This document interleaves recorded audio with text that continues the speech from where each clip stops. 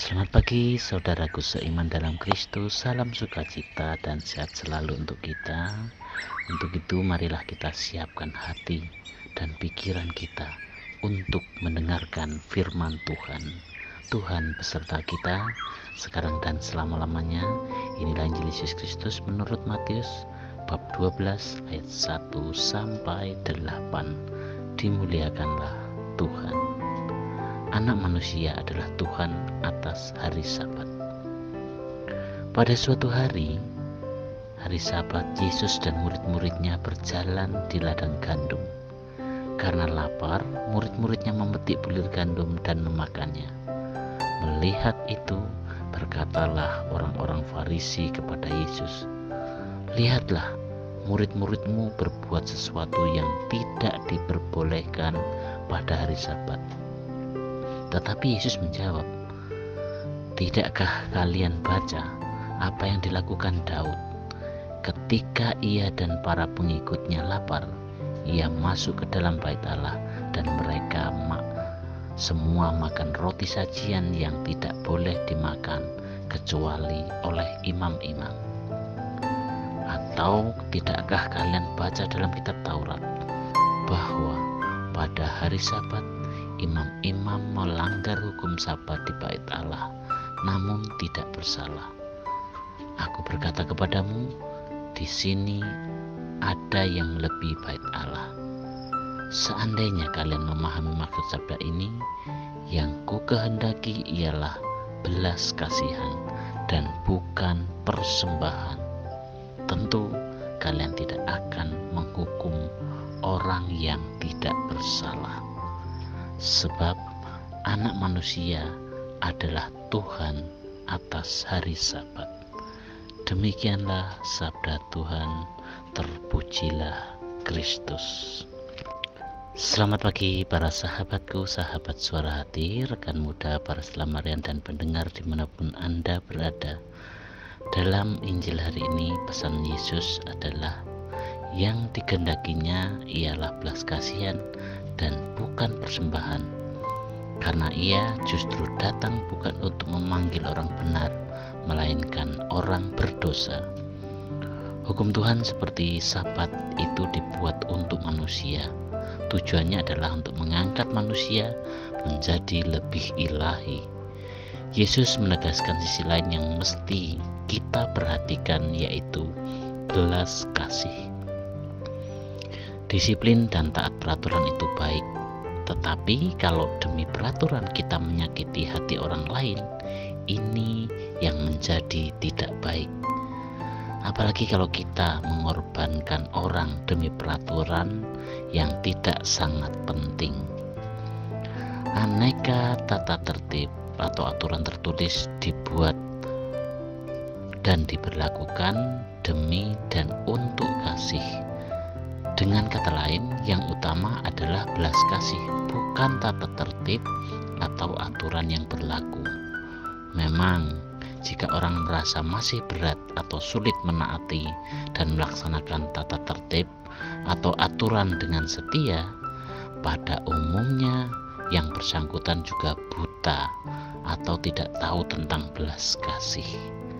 Para sahabatku, sahabat suara hati, rekan muda dan para pendengar dimanapun Anda berada, orang-orang Farisi ini begitu disibukkan dengan adat istiadat serta disiplin agama yang luar biasa. Mereka lupa mendalami tujuan sebenarnya dari hukum itu, yaitu untuk mengasihi Allah dan sesama manusia. Di lain pihak, kita pun harus berhati-hati untuk tidak cepat-cepat menyalahkan orang Farisi. Mereka sebenarnya mencoba untuk menjaga tradisi-tradisi Yahudi di tengah-tengah suatu krisis nasional pada masa itu. Kekaisaran Romawi menduduki wilayah Palestina untuk waktu yang begitu lama, sehingga tidak sedikit orang Yahudi yang terpengaruh oleh praktik-praktik kekafiran Romawi. Mereka menukarkan iman kepercayaan mereka dengan filsafat-filsafat yang berpusat pada manusia.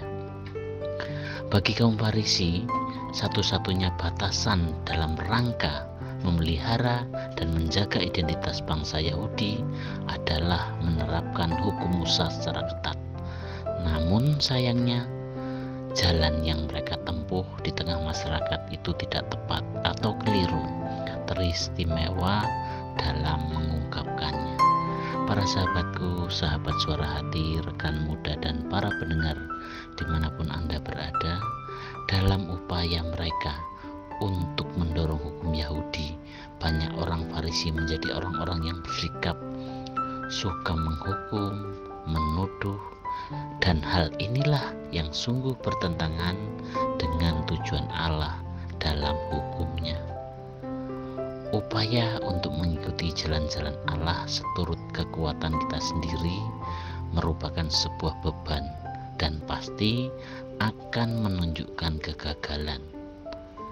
Efeknya adalah dosa asal yang telah melumpuhkan kemampuan kita untuk memenuhi tuntutan-tuntutan hukum. Inilah sebabnya mengapa Yesus datang ke dunia. Demi kasih-Nya, Dia ingin menebus kita. Oleh karena itu, marilah kita membuka diri. Kita bagi kabar baik yang diwartakannya. Sadar akan kenyataan bahwa kita tidak mempunyai harapan untuk mampu mengikuti hukumnya berdasarkan kekuatan sendiri.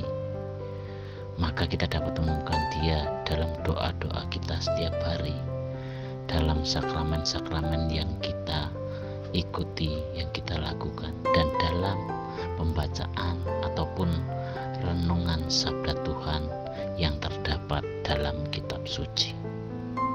Dia akan memimpin kita dalam jalan-jalannya dengan hati baru yang mencerminkan hati dan kasih Allah. Untuk itu, saudaraku seiman, marilah kita memikirkan bagaimana kita bisa memperbaiki kehidupan rohani kita.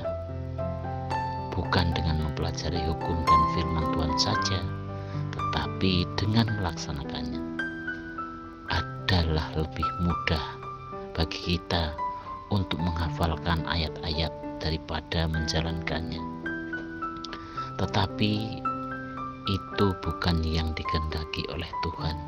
Ingat saudaraku seiman dalam Kristus, hukum utama yang diajarkan Yesus adalah hukum kasih. Dan dengan itu wajiblah kita belajar untuk bisa lebih mengerti keadaan, penderitaan, kebutuhan, dan perasaan orang lain. Dengan demikian, kita akan bisa mempunyai rasa belas kasihan yang lebih besar kepada sesama kita, sesama manusia, baik yang non-Kristiani maupun yang bukan Kristiani. Ini memang tidak mudah, tetapi bila kita bisa memohon bimbingan Tuhan untuk mengubah cara hidup kita, semoga kita akan lebih bisa untuk mengerti keadaan orang lain, menolong mereka yang menderita, dan membawa mereka ke jalan yang benar, yaitu keselamatan yang diajarkan oleh Tuhan sendiri. Demikianlah permenungan kita hari ini, dan marilah kita akhiri dengan doa dalam nama Bapa dan Putra dan Roh Kudus. Amin. Bapa yang penuh kasih, kami ingin sekali mengalami istirahat Sabat-Mu. Bantulah dan tolonglah kami agar dapat menerima segala berkat anugerah yang Engkau ingin berikan kepada kami. Ajarilah kami untuk menerima kehidupan dan penyegaran kembali dari-Mu pada saat-saat kami bekerja maupun pada saat-saat kami istirahat.